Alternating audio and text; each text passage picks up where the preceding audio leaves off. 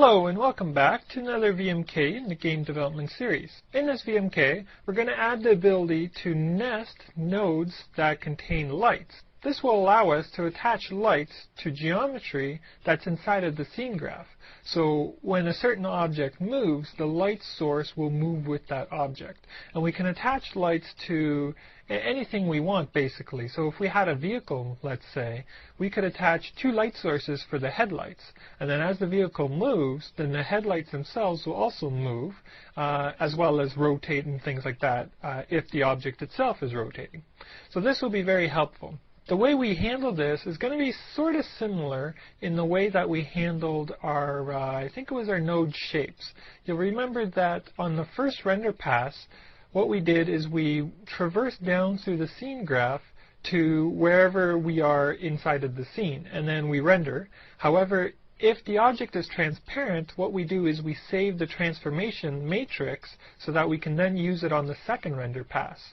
Well, with the node lights, we're going to do something very similar, where we're going to traverse the tree to get the transformation matrix, but then once we get it, we're going to save it for use later on. Because of the way that the lights are structured, we can't render them directly inside of our scene graph, or else certain objects may not be lit. And I'll talk about that more once we look in the code. So, once again, if you're finding my videos helpful and you can support my website, please do so by clicking on any of the Google ads found on the side or on the PayPal icon. Alright, so let's see what we have here. We currently have a node structure that accepts shapes and transforms. We're going to add a new node type here to include the lights. So we can do this just by going in here and typing in light. We'll save that.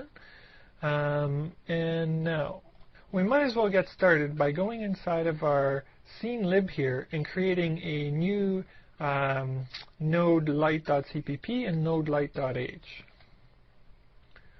Add new item, cpp, node light. Okay, and repeat this for the .h.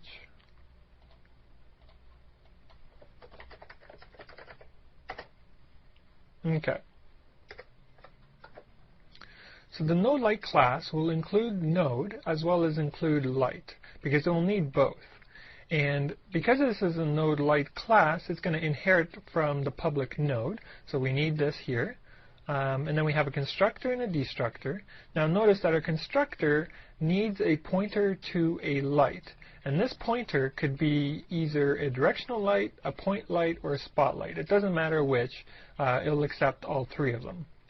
We need to have an update, and we also need to have a render OpenGL, because inside of the node class, we define these as being pure virtual functions, so we need to define them. And as a matter of fact, we're going to be using the render OpenGL, so we definitely need that one for sure. Our member functions include the pointer to a light source. This is what gets passed in here inside the constructor.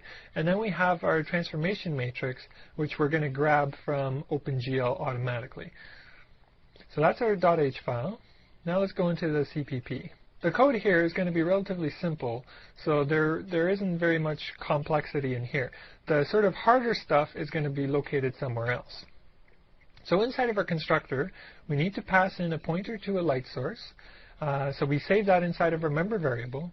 And as soon as our constructor is called, we save that this type is going to be a light. And that light here was just defined for us inside of this node type. Our destructor doesn't do anything, so it's blank.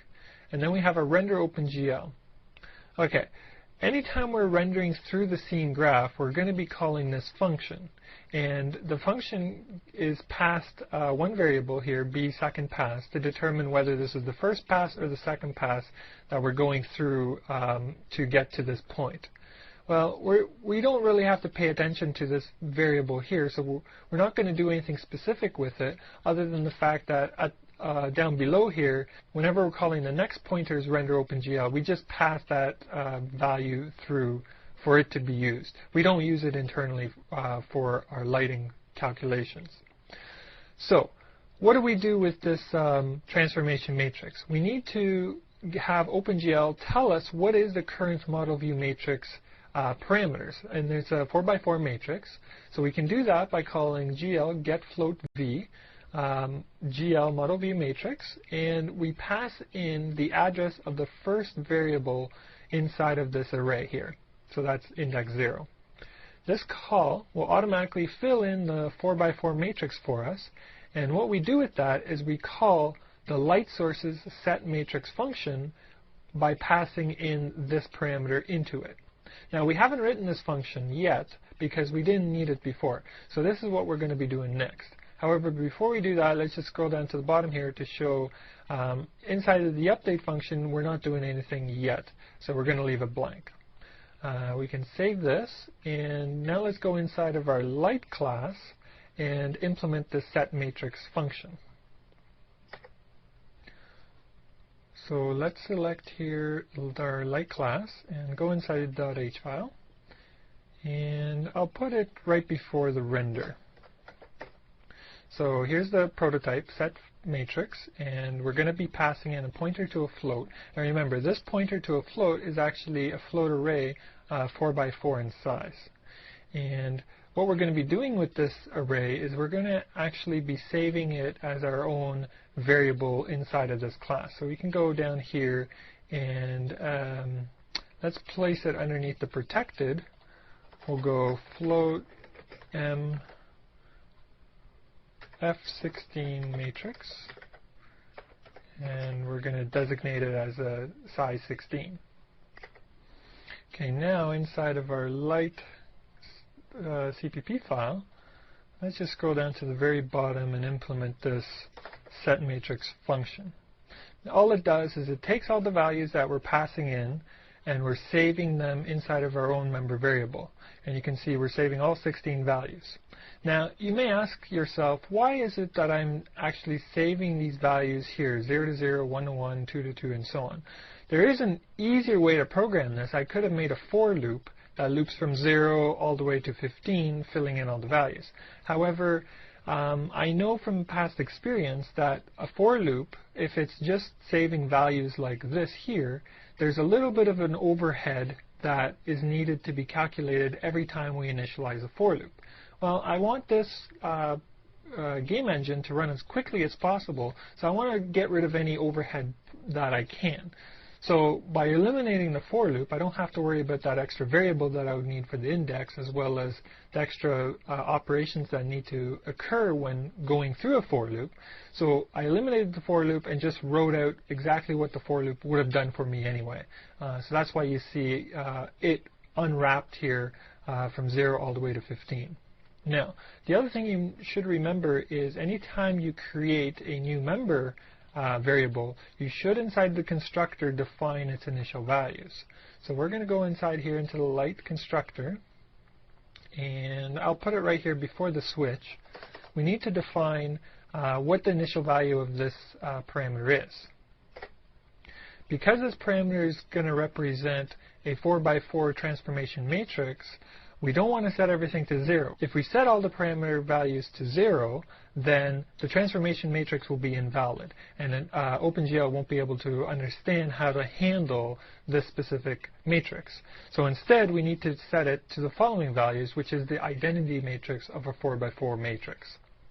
So we see here we have 1s on the diagonal and 0s everywhere else. Okay, so let's save that, and let's just compile this to make sure that I didn't make any syntax errors. Okay, it looks fine. And now we can close that. And let's go into our node light here and compile this to make sure it works as well. Okay, so that's fine as well. Now, what's next? We've defined our light to have this new set matrix, and we've defined this new node light structure. Well, now what we need to do is handle this matrix value that's now stored inside of the light class, which is, let's see, where did it go? F16. This value here, we need to use it anytime we render a light source. And we have 3 different light sources that we can render. So inside each of these, we're going to have to modify some code. And the code we modify is going to be inside of the render function. So let's go inside here. And okay, let's start off with, actually let's start off with the point light source, because it might be a little bit easier to understand. And then we'll go to the directional, and then finally we'll do the spotlight. Okay, so the first thing we do here is we enable the light, and then instead of immediately setting the color, what we're going to do is use that matrix value. So we go and call GL matrix mode, GL model view. We push the current value of the matrix, model view matrix transformation onto the stack, and then we load the value that we have stored inside of our own matrix parameter here into the model view matrix. So now the transformation has already occurred that we've saved previously. Now we can go and set the color, move the light source, set the attenuation, and after that we need to undo what we did here with the model view matrix. So we can just call GL pop matrix, and that's going to replace the model view matrix with whatever was pushed on it from here up above. And that's it. So we need to redo this pushing and the popping for each of the other two light types, and then we're pretty much done. So let's go inside directional light here, under render. Again, I'm just going to add some comments here. We enable the light. Let's just go grab the code here to push the new matrix onto the stack and use the model view matrix that is stored in our memory. Set the color, set the direction, and then after that we don't need to set the attenuation here because this is a directional light source which does not attenuate due to distance. And then we go and call the pop to undo the push that was done up above. I'm going to copy this one more time, and this time we're going to paste it inside of our spotlights render function. So here we're going to call enable light. We're going to push the model view matrix, use our current matrix that we have stored, set the color, move to desired position,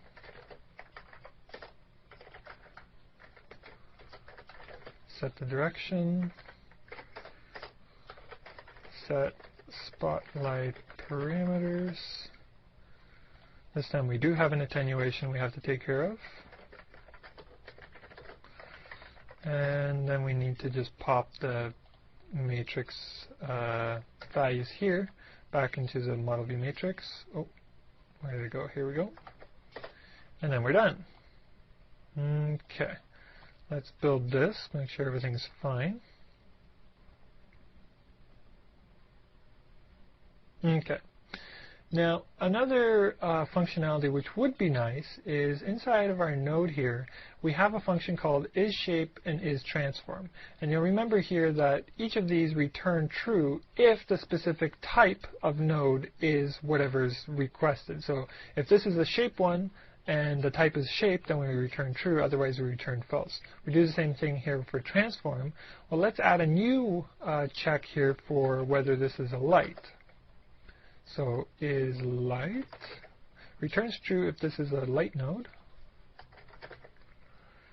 And here we just change this to light, change this to light, and just rename this to light down here.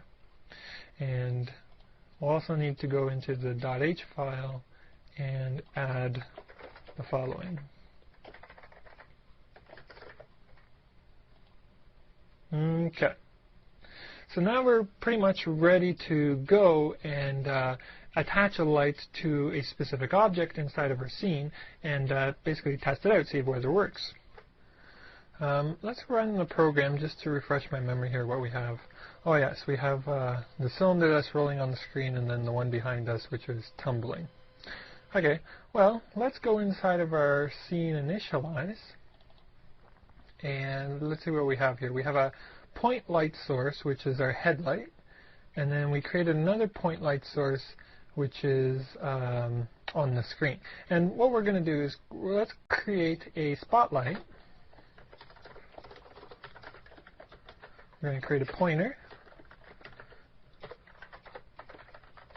p-spot, new light spot, and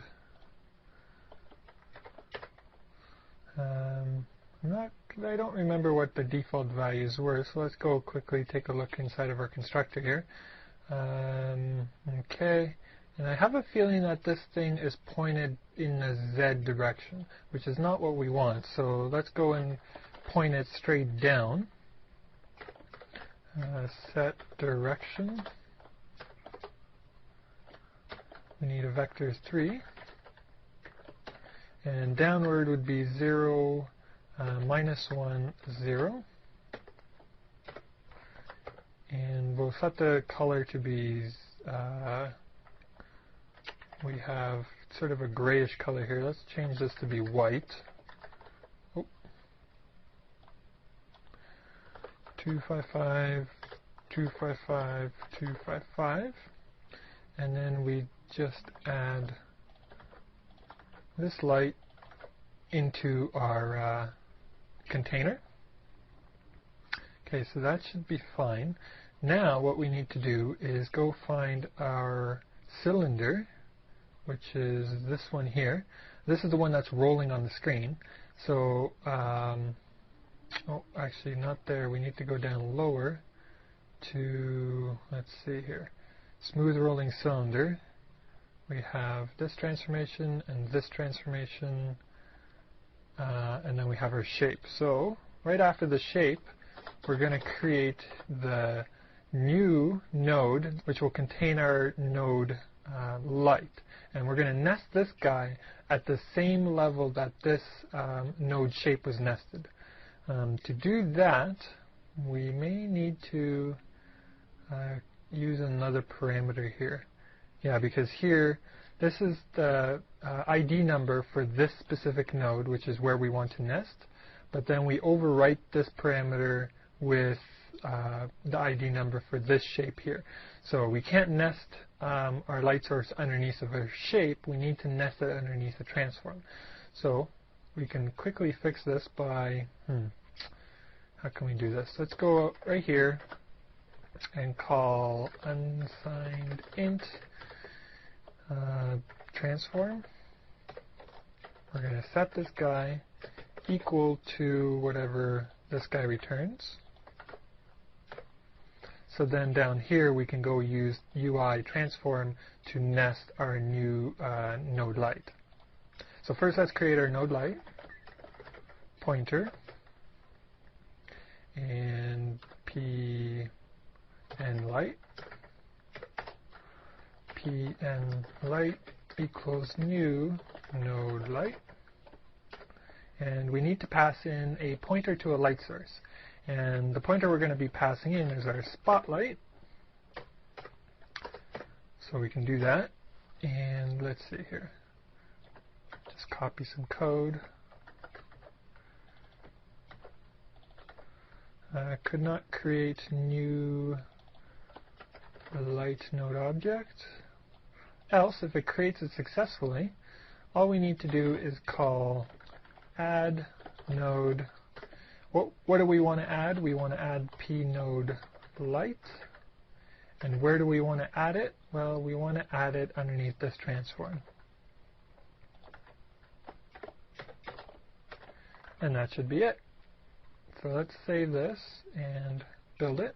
Oh, it's going to give us an error because it doesn't know what a node light is here, because we didn't include node light.h inside of scene.h. So let's go into scene.h and let's see here, node transform, node shape. Here we'll include node light.h. Okay, let's try this out. That looks fine. Give this a run, and what's going on here? doesn't look like our light source is moving, and as a matter of fact, I don't see the light source at all. So we got to debug our code to figure out what's going on. What could be wrong? Oh, actually, what we're doing now is we're attaching this light source to wherever this cylinder, or actually wherever this transform node is located. But this would be the very center of the cylinder.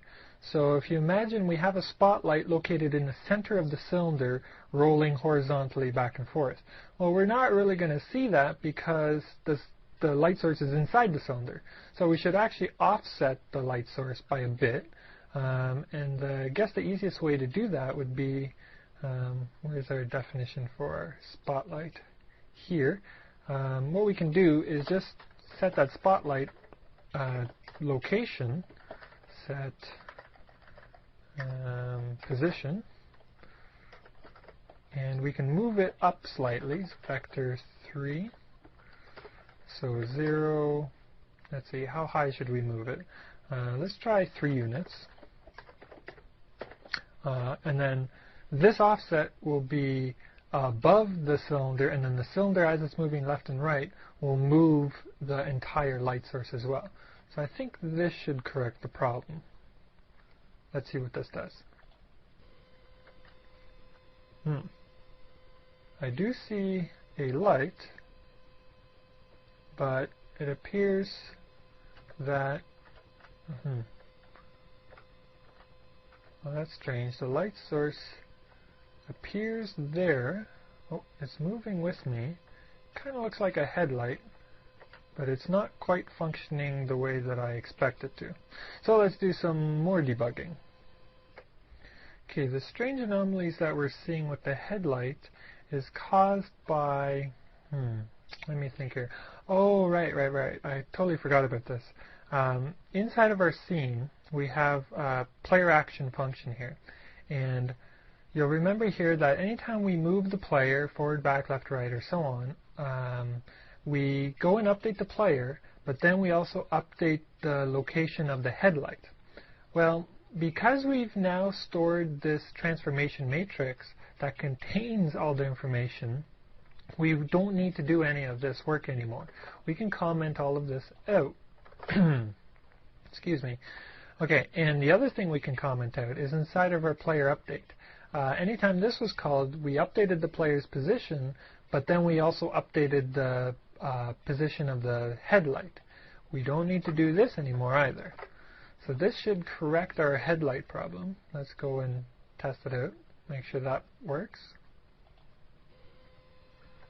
Okay.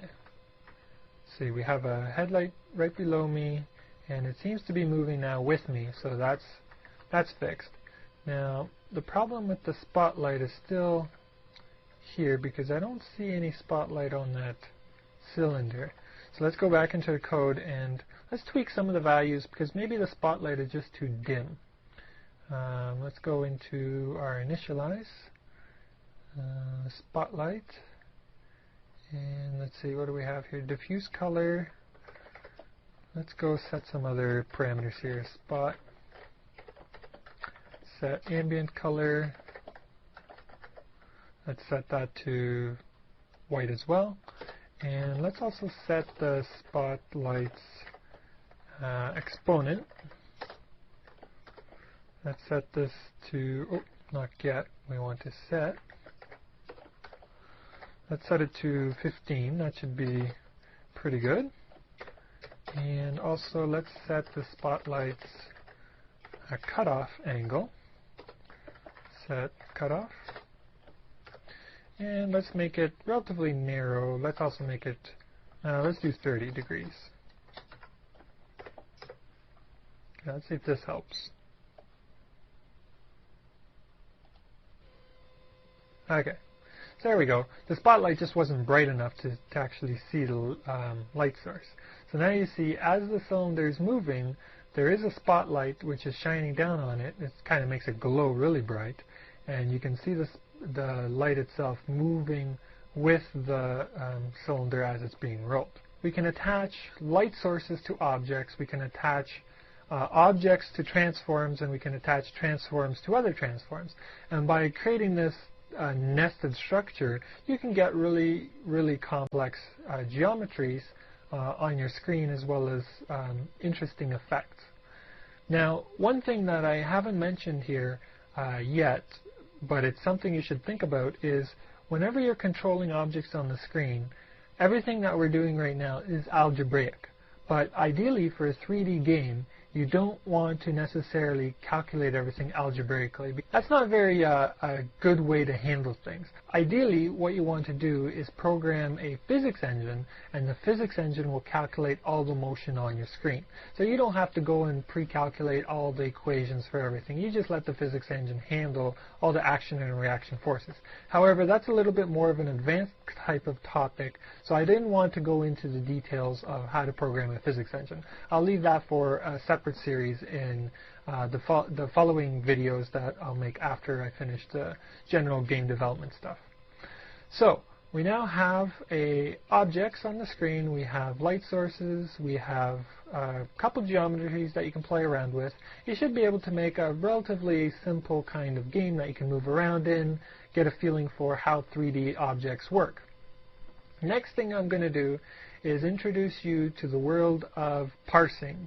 Parsing is very helpful because with any game, you don't want to be going inside of your code very often and changing things. Ideally, what you want to do is create a structure for the way you store stuff in your game engine, and then expose a way to interface with your game engine externally. And you'll do this using 3D graphics files, you'll do this using scripts, you'll do this with sound files and things like that. You don't want to hard code everything into your game engine. So your game engine is sort of a structure that will know how to load in 3D files, how to load in, for instance, a level, and then it will handle all the structures to create all that information inside of the game engine and display it on the screen. So in the next set of videos, I'm going to show you how to create a text parser, and we're going to use this to eliminate the need for doing all of this stuff here inside of the initialize. What I'm going to do is create a very simple structure that lets you create a text file with whatever you want to create inside your scene. So in a sense, it's going to be like a level file.